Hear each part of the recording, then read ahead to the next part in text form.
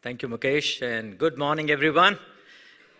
It's such a pleasure to be here with you all, and quite a privilege to share the stage with such accomplished group of friends. By the way, as Mukesh mentioned earlier, Mukesh, Jayan, and I, all three of us went to BITS Pilani, and I went to Sainik School, Korukonda, before BITS Pilani, and Ram Sudhi Reddy is from the same high school. So, talking about Sainik School, I mean, that's kind of my early years of life. And I was there you were really trained for the armed forces. And I guess I was a misfit for the armed forces. I couldn't get in, so I became an engineer after that. And by the way, Mukesh, it's wonderful, very eloquent opening remarks, Mukesh. Let's give him a big hand for that. That was fantastic. And when you talk about, being a nobody that's now become somebody, my wife still keeps reminding me I'm nobody, so I'm sure. So, but thank you anyway for that. So I, after BITS, I came here, for my college back in the early 80s. That is mostly how I think most of us came here from Bharat. And then I started my career at Intel, worked there for about 10 years, variety of engineering and marketing management roles before I started my company, Sierra Atlantic. And at that point, this sort of, I had this confused state of mind of doing something with India, for India, in India, and I'm sure many of us at some stage in our life might have gone through that, especially here. And so I started an organization called SIPA, which stands for Silicon Valley Indian Professionals Association. In many ways, it's a precursor to the TIE organization, TIE that many of you are perhaps familiar with. It's now become the world's largest organization focused exclusively on entrepreneurship. And so after Hitachi bought my company, that's almost about 6 years ago, I have been spending much more time, with entrepreneurs in India. And of course, living in Silicon Valley, I mean, that's after all the hotbed of innovation. And so there's a lot of startups there too, some of which I work with. And so the thoughts I wanted to share, I really have only one slide, by the way, just it's, let me, okay. Is it one more? Okay, all right. Again, this is based on, I travel back to India almost every 2 months now. I mean, even over the last 15 years, I've been going there once every, 3 months. That's about the longest gap between any two of my trips. And, so today I serve on the board of a Hitachi company that came through an acquisition of a wonderful startup in India called Prism Payments, that's in the payment space, funded by Sequoia. And also there are 3 other companies, all of which are now focused on sort of India to global product companies.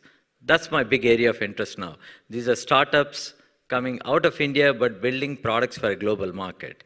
So what I wanted to share is just a perspective on this, and kind of, certainly open to any questions after that. So the slide there, if you look at it, the x-axis there says domestic market. So this is basically plotting companies that have achieved significant scale in the domestic market. And the vertical axis is on the global markets. So companies that are today building products for a global market, right, out of each of these countries. And again, I'm talking about only tech entrepreneurship, primarily software driven, I would say. I think you can make a fair argument that China has progressed very well along that x-axis over the last 5 to 7 years. I mean, whether it's Alibaba or WeChat or Didi Chang, I mean, there are several companies. You can argue about the policies that prevented the large multinationals to come in there, but there's no ambiguity that there are significant companies of scale that have come out of China that are addressing the domestic China market today. Several of them, valued at well over, 10 billion, some of them in 100 billion or more, right? So that's kind of what that's showing. But almost none of them have had any success outside China today. Almost none of them. I can't think of any company. In the hardware-driven, yes, there's Huawei, there is maybe Xiaomi, so, but not in the software-intensive, right? Which is really where most of the opportunity and action is. And on the vertical axis, you may recognize that flag there. That's Israel. Israel, one can argue, has probably done the best job of all the tech economies around the world, just in terms of building products for a global market. Clearly, there's not much of a domestic market to begin with in Israel today. I mean, you heard of the company Waze, so many of you may be using that, Viber, but a whole bunch of companies in the security space that have come out of Israel over the last several years. And I mean, I think US, certainly Silicon Valley, but more broadly US, there's little argument that is pretty much at the top right corner, right? That's where all the big tech companies have come out of. India, I would say, has made amazing progress just over the last 3 to 5 years, and we still got a long way to go. So I would certainly chart India somewhere a little higher than China today in terms of building products for a global market, and certainly not as far enough as Israel has been, just in terms of building, again, I'm talking about tech entrepreneurs, innovation, all the topics that Mukesh talked about earlier, and building products for a global market. But there's very little doubt in my mind that India is poised extremely well to occupy that top right-hand corner along with US. I would say I'm not talking about 20, 30 years. I'm thinking more like 7 to 10 year time frame. It's amazing what's happening in India. There's almost $15 billion that has gone into the startups just over the last 3 years. It's up from a 1.8 to 5 to 7.5, something like that, year after year. Just a huge growth. And just the number of entrepreneurs that are coming into the system, and even the consumer internet, just the consumer base is projected to be the second largest, right behind China. So the opportunity that India has is to combine the best of what China provides, which is the scale, the domestic market, combined with the technology and the integration that Israel has. In many ways, Israel's success can be attributed to the role that the community here played. Very deeply integrated with the venture community, with the capital markets, with the corporations, certainly with academia. And Indian Americans, I think, have that opportunity today. So 7 to 10 years from now, my belief and certainly hope is that India will very much be one of those top economies in terms of startups, tech entrepreneurship, and innovation. And that will provide huge opportunities, not just for people in India, but also here in America, because that will be a large market for a lot of other partnerships and, of course, market to sell into. And I can elaborate on that more. So if you think about companies that sort of moving more in the x-axis, would be companies like, obviously, Flipkart, Snapdeal, Ola, some of which you have heard about, but are also companies that have original ideas that are very specific to India's problems, like Redbus or Paytm or Practo. I mean, these are fairly substantial sized companies today. And the companies that are pushing it up in the vertical axis, some of which you may or may not have known unless you're in the tech industry, companies like InMobi or Freshdesk, Zoho, there are several of them. So in fact, for the first time, I'm driving that forum.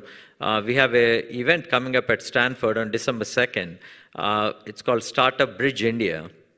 First time we're bringing 30 of the top tech startups from India and about 50 of the top enterprise companies out of Bay Area. I mean, usual Facebook, Google, Salesforce, and all those companies. So for a 1 day of interaction. Just to create this visibility for the companies from India and also encourage and nurture and promote more partnerships. So that's kind of my big area of focus now. And I'd love to hear any comments, feedback, and of course questions after this. Now, for that to happen, for India to realize that opportunity, in my mind, there are 3 main things when you take everything out that need to be in place. Number 1, the supply of high-quality entrepreneurs and the ecosystem that supports that within India.